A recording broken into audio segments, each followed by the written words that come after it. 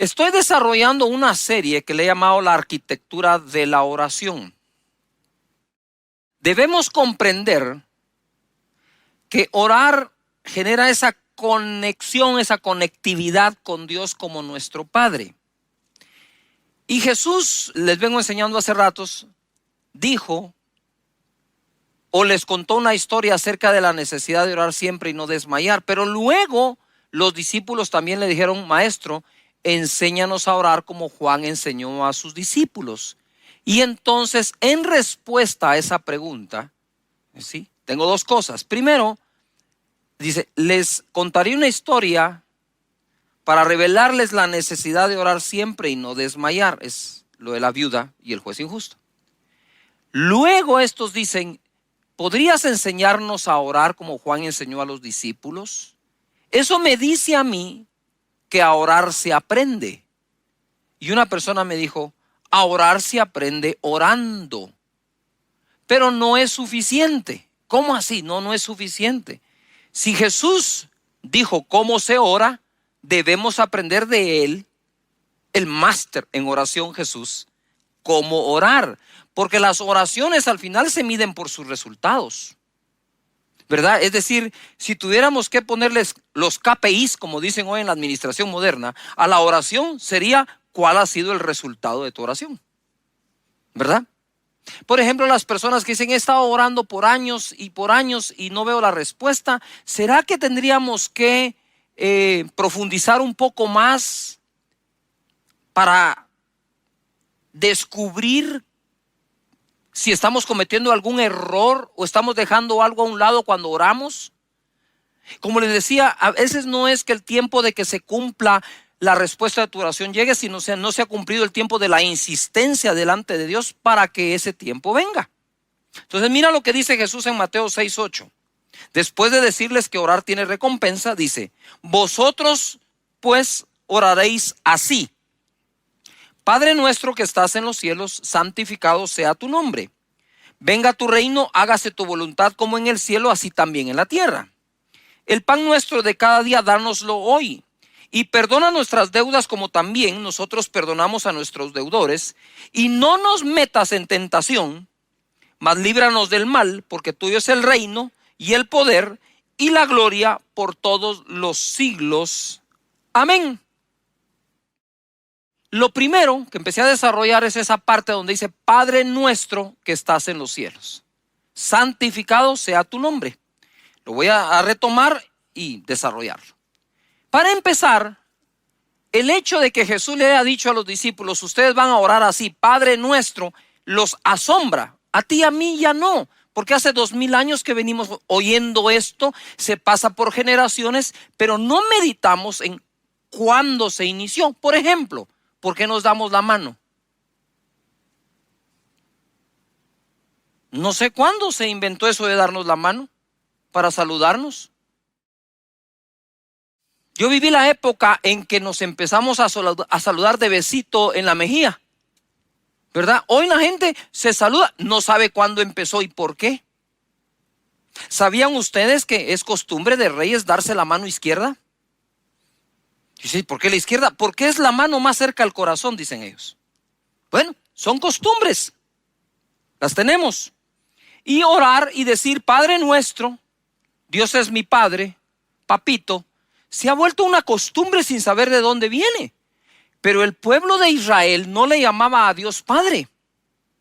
De hecho, a Jesús lo crucifican cuando le dicen: ¿eres tú el Hijo de Dios? Y él le dijo: ¿tú lo has dicho? Sí, soy Hijo de Dios. Muy bien, blasfemia has dicho, crucifíquenle. Entonces, cuando Jesús le dice a los discípulos: ustedes van a orar así, Padre nuestro, ellos dijeron: wow, Jesús nos está enseñando a decir una blasfemia.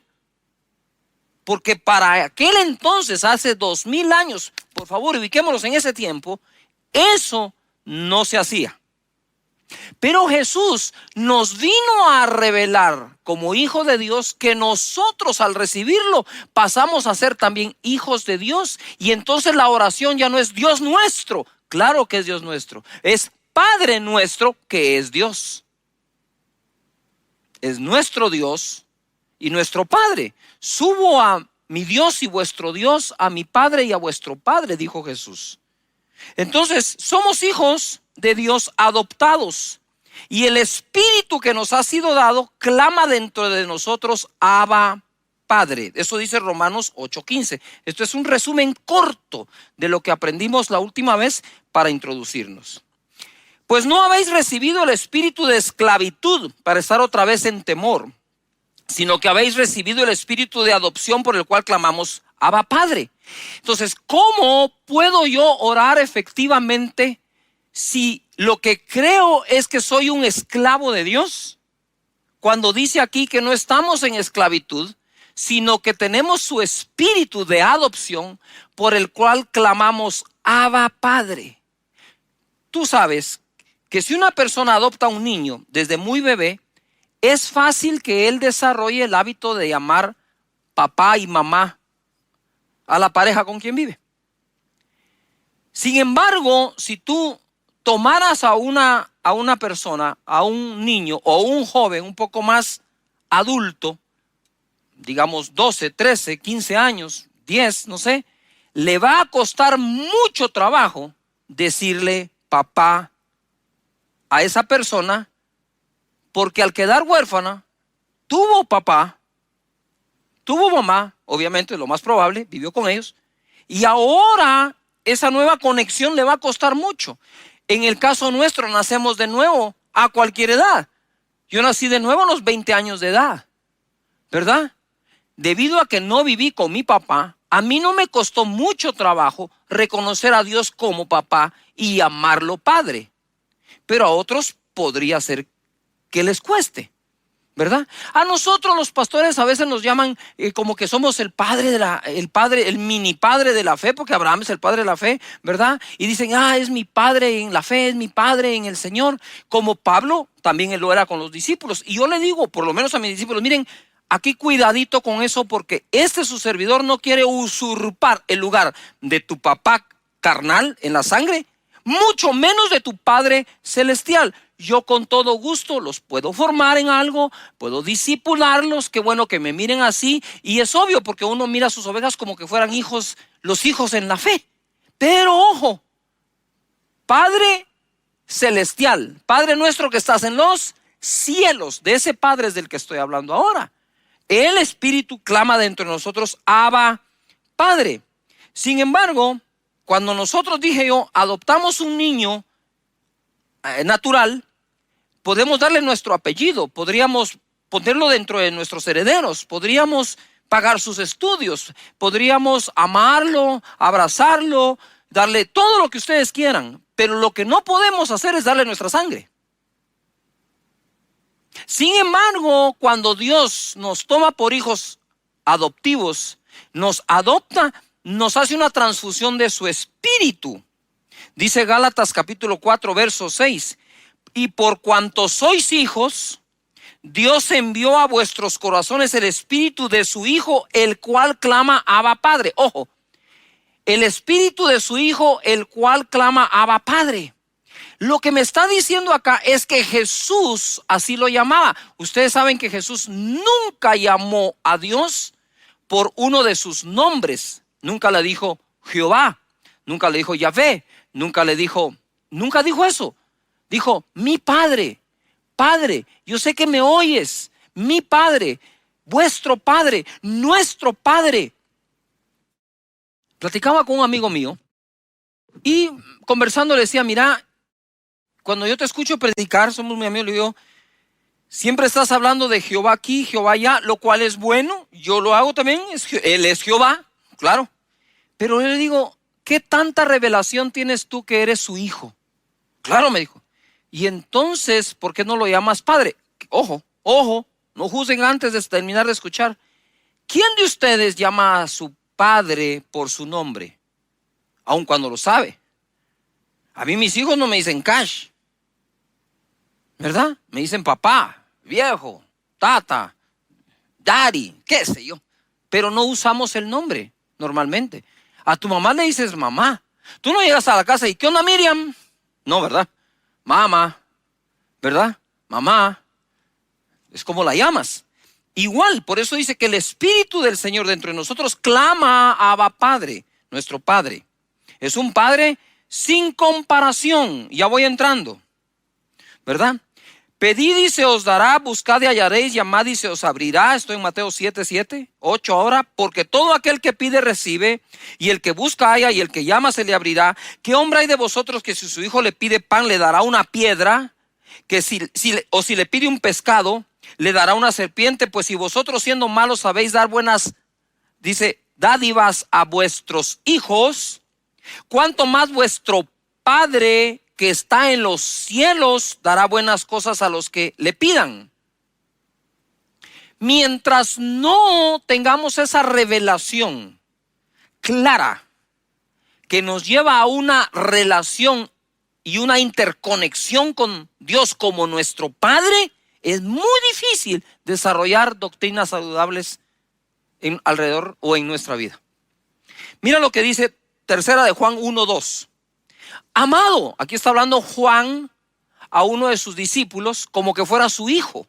Y le dice, amado, yo deseo que tú seas prosperado en todas las cosas y que tengas salud así como prospera tu alma. La salud, el bienestar, la bendición, la prosperidad son los buenos deseos de un padre para sus hijos. No es cuestión de si a ti o a mí nos gusta o nos interesa pedírselo. Una cosa es pedírselo y otra cosa es aceptar que a él le agrada dárnoslo. Una cosa es que el niño le pida comida al papá y otra cosa es que el niño dude si el papá le quiere dar comida. Una cosa es que el niño le pida al papá ropa, ¿verdad? Y otra cosa es que confíe que no le va a faltar nada. Cuando nosotros empezamos, entonces, Padre nuestro, ¿qué es lo que te quiero decir acá? Ese Padre nuestro, estaba orando hace unos días y estaba allí en esa parte del Padre. Eres mi Padre, eres mi buen Padre. Por eso es que el bien y la misericordia me siguen a mí todos los días de mi vida. Nuevas son tus misericordias cada mañana. Yo sé, Señor, que aún mientras duermo tú provees. Seguramente lo que hiciste anoche por mí, hoy me lo revelarás, me lo harás saber. Gracias porque eres el Padre a quien yo le puedo pedir. Y si yo siendo malo a mis hijos les doy, ¿cuánto más tú, Señor, no darás a este tu hijo lo que necesita? Gracias, Padre. Y cuando yo estaba ahí, orando, quise cambiar un poco esto un día. Y no les voy a mentir, estaba afanado por algunas cosas, preocupadón. Y entonces casi que voy directo a orar y medito. No, voy a empezar como dijo Jesús. Voy a adorar a mi Padre. Voy a bendecir su nombre porque tiene nombre. Le voy a pedir que venga a su reino. Le voy a pedir que se haga su voluntad. Miren, cuando oras así y llegas a la petición por la cual estás afanado, ya casi no tenés afán, porque tú mismo al orar estás desarrollando una confianza que a quien le oras es a tu papá, a un buen padre. Tienes que quitar toda mala asociación que tengas por los padres que has tenido en la tierra, ¿verdad? Que tu padre fue esto, lo otro, y ponérselo encima a Dios, porque no es así. Él es... Si ustedes siendo malos, le dan buenas cosas a sus hijos, cuánto más mi Padre dará buenas cosas a los que se las pidan. Pero ahora voy acá. Dice, santificado sea tu nombre. Santificado sea tu nombre. Elohim, el Olam, el Dios eterno. Y me encuentro con varios nombres compuestos de Dios que revelan qué es o quién es y qué puede hacer Dios. En Jeremías 23:6 dice así: en sus días será salvo Judá e Israel habitará confiado. Y este será su nombre con el cual le llamarán Jehová, justicia nuestra. Que es Jehová Sidkenu, nuestra justicia. Entonces cuando estás orando, voy aquí como llevándote un poco de la mano en la oración, es Padre nuestro que estás en los cielos. Tú estás ahí adorando, sabiendo que es el Padre celestial, sabiendo que te adoptó. Y ahora dice, santificado sea tu nombre. ¿Cuál nombre? Tú eres mi justicia, Señor. Por ti he sido justificado. Por ti soy salvo. En Levítico 20:26 nos habla que Él es quien nos santifica. Él es Jehová Mekadesh, quien santifica. Entonces Jehová Sidkenu, Jehová Mekadesh, quien me justifica y santifica. Jehová Salom o Jehová Shalom, que es nuestra paz. Jueces 6:24. Y edificó allí Gedeón altar a Jehová y lo llamó Jehová Salom o Shalom, el cual permanece hasta hoy en Ofra de los Ebiezeritas. ¿Ya te diste cuenta? Ahora estás padre, eres mi padre, pero como padre yo sé quién eres como mi papá. Como decía yo la vez pasada, ¿tú sabes en qué trabaja tu papá? Ah, sí, es ingeniero, arquitecto, es doctor, maneja un taxi, tiene un comercio, perfecto. ¿Y tú sabes a qué se dedica tu Padre Celestial? Bueno, aquí hay una de las cosas que te revelan qué es lo que nuestro Padre hace. Él es nuestra justicia, Él es quien santifica, Él es nuestra paz. Ezequiel, capítulo 48, verso 35 dice: en derredor tendrá 18,000 cañas y el nombre de la ciudad desde aquel día será Jehová Sama. Jehová Sama es el Dios que está presente. Bendito sea su nombre. Él está presente donde quiera que vaya. Por eso es que el bien y la misericordia me seguirán todos los días de mi vida. Donde quiera que vaya, va Él. Él es el Dios omnipresente. Jehová Rafa es nuestro sanador. Por su herida nosotros fuimos curados.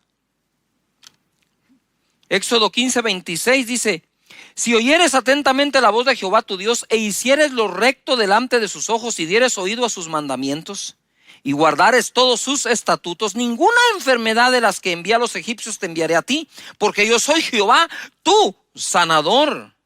Él es nuestro proveedor. Génesis 22:14. Y llamó a Abraham el nombre de aquel lugar: Jehová proveerá. Por tanto se dice hoy: en el monte de Jehová será provisto. Es Jehová Jireh. Jehová Nisi es nuestro estandarte, nuestra bandera. Lo encuentras en Éxodo 17:15. Jehová Roi es nuestro pastor. Eso está en el Salmo 23. Entonces te resumo: Padre nuestro que tú estás en los cielos, santificado sea tu nombre. Eres Jehová Sidkenu, mi justicia. Jehová Mekadesh, quien me santifica. Jehová Rafa, mi sanador. Jehová Sama, el que está presente. Jehová Jireh, el que provee. Jehová Nisi, eres mi bandera y nuestra estandarte. Roi, eres mi pastor, Señor, y nada me faltará. Padre eterno, cuando tú vas por esa parte de la oración, aquellos que creían que no podían orar 5 minutos, si voltean a ver su reloj, ya van como por 20. Adorando, alabando, bendiciendo el nombre de Dios. Padre, gracias. Nuestro Padre nos brinda de una paz que sobrepasa todo entendimiento. De nuevo les repito, cuando llegas a la parte de pedir el pan o la provisión de cada día, ya llegas sin afán, llegas con fe. Por eso es que Él pone en la primera parte de la adoración ese reconocimiento a Él, a su reino, a su voluntad, y luego ya viene la petición. Por último, o antepenúltimo, viene el perdón. Ya vamos a ver esa arquitectura de la oración. No se lo pierdan, no se desconecten un solo fin de semana, porque vas a aprender a cómo orar eficazmente, ¿verdad? Y tener resultados. Lucas 23:33 en adelante. Quiero ir a ese momento en que Jesús fue crucificado. Y usted dice: ¿qué onda? ¿Qué tiene que ver esto con lo que está enseñando de orar mucho? Muchísimo, más de lo que te imaginas. Quiero que veas, observes a Jesús en el momento más difícil de su vida en esta tierra. Es cuando lo toman preso, donde su discípulo Judas lo vende por 30 monedas de plata, lo toman preso, luego lo llevan entre Herodes y Poncio Pilatos hasta que al fin lo crucifican. En el verso 33 de Lucas 23 dice: y cuando llegaron al lugar llamado de la calavera o el Calvario, le crucificaron allí. Puedes subrayar crucificaron. Y a los malhechores, uno a la derecha y otro a la izquierda. Y Jesús decía, escucha bien, Él está crucificado. Está crucificado. Los clavos ya traspasaron sus manos, su costado. Está crucificado, sus pies. Está crucificado, tiene la corona de espinas. Y crucificado dice, Padre, perdónalos, porque no saben lo que hacen. Y repartieron entre sí sus vestidos echando suertes. Repartieron los vestidos. Y el pueblo estaba mirando, y aún los gobernantes se burlaban de él, diciendo, a otro salvó, sálvese a sí mismo, si este es el Cristo, el escogido de Dios. Los soldados también le escarnecían, acercándose y presentándole vinagre, y diciendo, si tú eres el rey de los judíos, sálvate a ti mismo. Había también sobre él un título escrito en letras griegas, latinas y hebreas: este es el rey de los judíos. Y uno de los malhechores que estaba colgado le injuriaba diciendo, si tú eres el Cristo, sálvate a ti mismo y a nosotros. Respondiendo el otro, le reprendió diciendo, ¿ni aún temes tú a Dios? Nosotros a la verdad justamente padecemos, porque recibimos lo que merecieron nuestros hechos, mas este ningún mal hizo. Y dijo a Jesús, acuérdate de mí cuando vengas en tu reino. Entonces Jesús le dijo, de cierto te digo que hoy estarás conmigo en el paraíso. ¡Wow! Cuando era como la hora sexta, hubo tinieblas sobre toda la tierra hasta la hora novena. Y el sol se oscureció, y el velo del templo se rasgó por la mitad. Entonces Jesús, clamando a gran voz, dijo, Padre, en tus manos encomiendo mi espíritu. Y habiendo dicho esto, expiró. Quiero que pongas atención acá. Jesús está teniendo un sufrimiento básicamente corporal. Primero, Él lleva sobre su cuerpo nuestros pecados. Por su herida fuimos nosotros curados. Eso es cuando pegan en su espalda con el látigo y arrancan su carne. Es clavado. Emocionalmente está entre dos malhechores, siendo juzgado él como que fuera uno. Y cosa curiosa, el que está claro que él es justo y no debería estar ahí es uno de los malhechores. Es el que le dice al otro, hey, tú, le dice, deja de hablar así, porque nosotros merecemos eso, pero él no. Él ninguna obra mala ha hecho, ¿verdad? Y tú no ves a Jesús en la cruz peleando con nadie. Lo primero que dice Jesús es, Padre. ¿Qué dijo? Escríbelo en el chat. ¿Qué dijo? Eso. ¿Qué dijo? Padre. ¿Cuántas conversaciones tuvo Jesús con su Padre? Y digo, Señor, ¿tuviste esta otra conversación con el Padre? Padre, le dijo, perdónalos. No saben lo que hacen.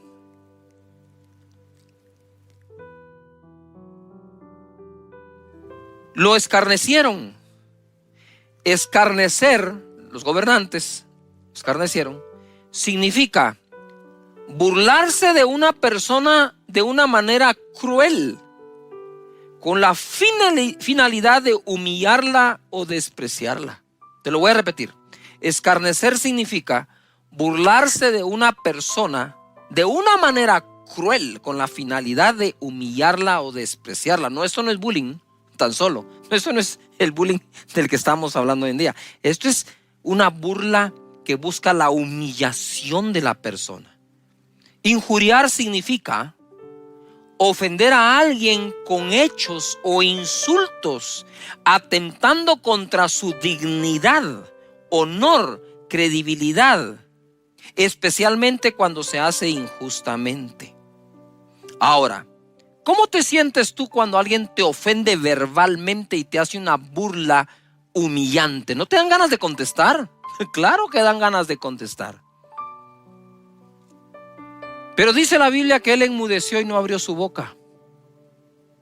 Y como cordero fue llevado al matadero delante de sus trasquiladores. Aquel que cuando le maldecían nunca respondía con maldición está en la cruz del Calvario.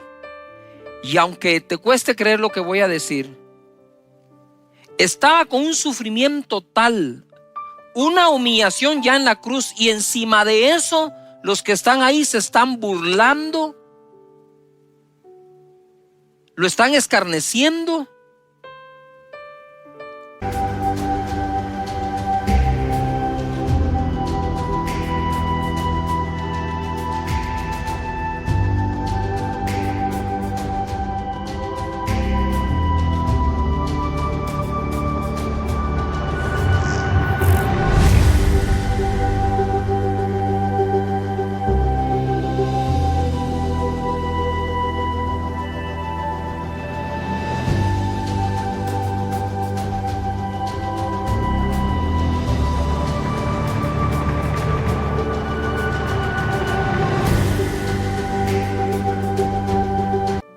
Era como para contestarle. Sin embargo, le dice: Padre, perdónanos, no saben lo que hacen. El malhechor, muy irónicamente, le dice: ¿por qué no te salvas tú y a nosotros? Los gobernantes, pues si es el rey de Israel, ¿por qué no se baja de ahí? Si a tantos que salvó, que se salve él también.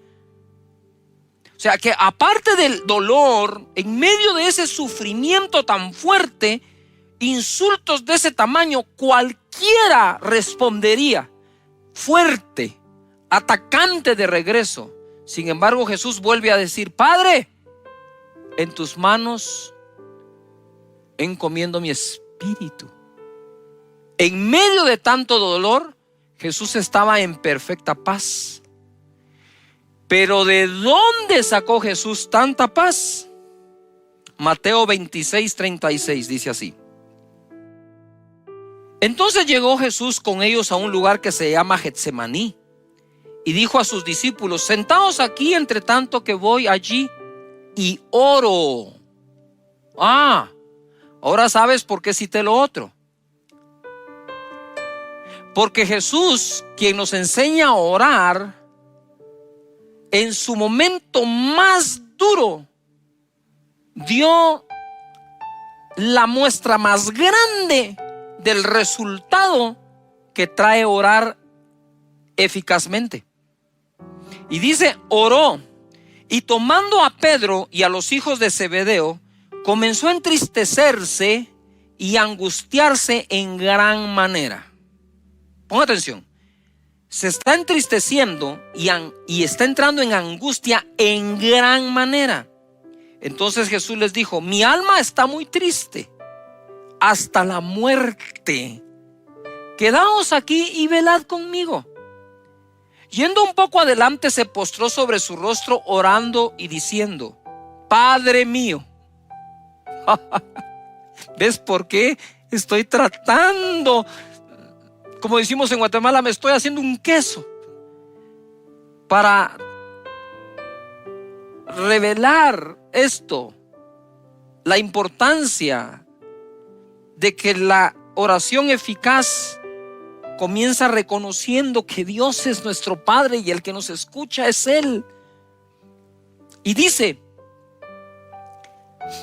Padre mío, si es posible, pasa de mí esta copa, pero no sea como yo quiero, sino como tú.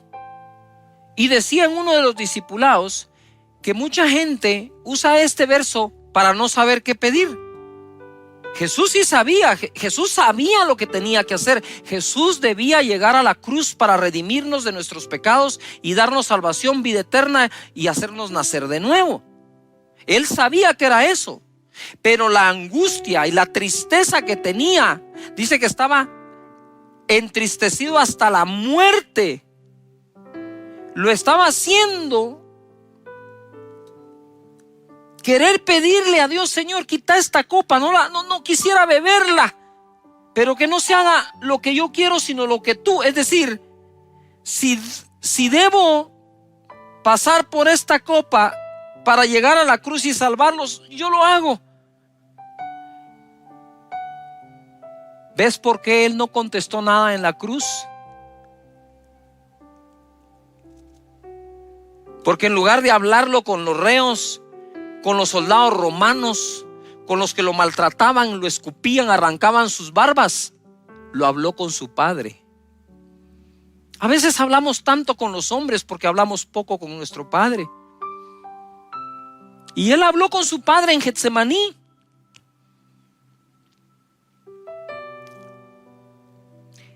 Verso 40, vino luego a sus discípulos y los halló durmiendo y dijo a Pedro: ¿así que no habéis podido velar conmigo una hora? Velad y orad para que no entréis en tentación. El espíritu a la verdad está dispuesto, pero la carne es débil. Aquí está hablando él de la tentación de ya no llegar a la cruz, de decir no voy, de decir tráiganme una legión de ángeles y combatan a todos estos, como se lo dijo a Pedro. ¿Acaso no sabes que yo le puedo pedir una legión de ángeles a mi Padre y él me la va a dar? Él podría pedir 10, 12 legiones de ángeles, lo que quisiera. Sin embargo, él sabía que el propósito de su venida estaba en llegar a la cruz y derramar su sangre y salvarnos. Y entonces, ojo a lo que voy a decir ahora acá. Lo que está diciendo aquí Jesucristo es: hey, miren, oren y velen. El espíritu está dispuesto a orar, siempre, siempre está dispuesto, pero la carne es débil. Yo les contaba esto. Yo creo que he tenido una vida de oración bastante disciplinada, con sus baches por ahí en los que he dejado de orar un tiempo y después digo no. Y cada día me voy comprometiendo más con la oración. Pero me recuerdo muy bien que tuve varias fases con respecto a esto, porque la gente cree aquí que la carne es débil por pecados. No, aquí la carne es débil porque ya estaban cansados para velar una hora. Entonces, yo me recuerdo que me hincaba frente a mi cama y oraba, no que no lo haga, sino estoy recordando de cómo me pasaba. Yo oraba allí y de pronto era ya tan tarde, estaba tan desvelado, que empezaba a cabecear, me empezaba a dormir y empezaba a decir incoherencias. Empezaba a decir y de repente me despertaba y dije: ¿qué estoy diciendo? Señor, perdóname. Y me daba risa. Digo, no, ¿cómo puedo decir esto orando? ¿Verdad? Es decir, decía cualquier cosa. Me pasaba de estar orando al partido de voleibol que había jugado, por ejemplo. Y decía yo, hombre, ¿qué está pasando? Porque la carne ya estaba débil, estaba muy cansada la carne para seguir orando. El espíritu está dispuesto, la carne es débil. Después de eso dije, no importa. Yo, aunque me quede dormido orando, voy a orar. Oh, me creía un héroe espiritual en esa. No, que estaba mal. ¿Por qué estaba mal? Simplemente porque en lugar de estar diciendo, aunque me quede dormido orando, yo voy a seguir orando. ¿Por qué no oro cuando no me voy a quedar dormido? ¿Por qué no busco las mejores horas de energía de mi cuerpo para que mi espíritu que está dispuesto a orar ore? Entonces le dice, hey, velen y oren para no entrar en tentación. Les cuento que el espíritu está...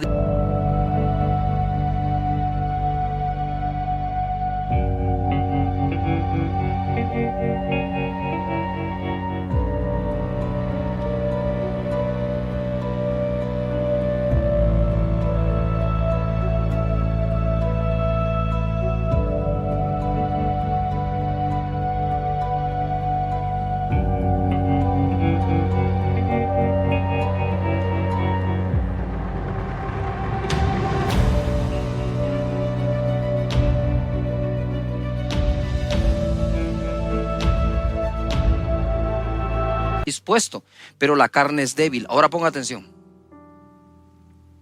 Y si Jesús no ora en Getsemaní, ¿cómo hubiera respondido en el Calvario? Yuhu. Jesús respondió como lo viste en el Calvario, porque todo el afán que lo estaba capturando, la tristeza, la angustia, sentirse morir, sudó gotas de sangre de la angustia.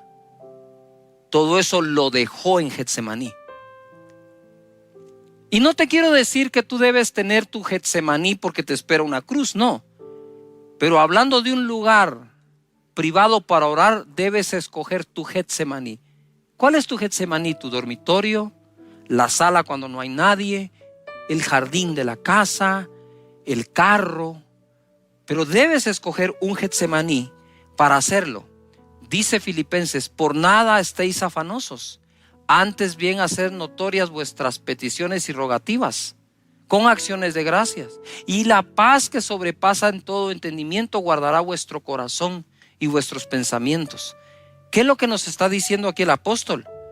Que eso es lo que hizo Jesús en el Getsemaní. Habló con su Padre, habló con los discípulos, fue vulnerable, les dijo: miren, estoy teniendo una tristeza de muerte, me siento morir. ¿Qué tal si eres más vulnerable para con Dios tu Padre? ¿Ves cómo Jesús habló con el Padre? Él le fue claro: si fuera posible pasar esta copa, pero que no se haga lo que yo quiero, sino que se cumpla tu voluntad. Padre nuestro que estás en los cielos, santificado sea tu nombre, venga tu reino, hágase tu voluntad en la tierra como es hecha en los cielos. Padre, gracias te damos por este día hermoso, por este momento de conectarnos contigo. Vamos, ahí donde estás, ora a Dios. Padre, gracias por habernos adoptado, darnos tu espíritu que clama dentro de nosotros, Abba Padre, por habernos hechos herederos tuyos, coherederos con Cristo.